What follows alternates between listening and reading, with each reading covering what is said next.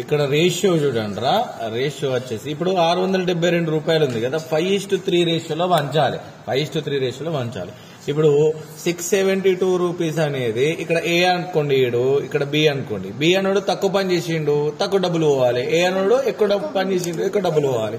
ఎట్లా డివైడ్ చేయాలి అన్నట్టు ఏ వాల్యూ అనుకోవాలంటే A by A plus B, 5+3 రెండింటిని యాడ్ చేసి కింద వేసుకోవాలి. అప్పుడు నీకు ఏమొస్తుంది, ఏ యొక్క షేర్ వస్తుంది.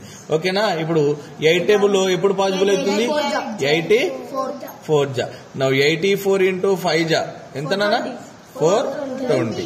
నెక్స్ట్ ఇప్పుడు బి యొక్క షేర్ కావాలనంటే ఇవే 672 రూపాయలను. బి యొక్క వాల్యూ ఎంత, B3 రేషియో. ఇద్దరు కలిపితే ఎంత, 8. అంటే ఇద్దరు కలిపి చేసారు కదా. సో సేమ్ మళ్ళీ 84 తోటి క్యాన్సిల్ అవుతుంది. 84 × 3 ఎంత, 252. మళ్ళీ ఇవి రెండు ప్లస్ చేస్తే నీకు ఎంత రావాలి, 672 రావాలి, వస్తుంది. ఓకేనా. So in that same way question ఇదే విధంగా 1162 రూపీస్ ని A:B:C రేషియోలు ఇస్తా.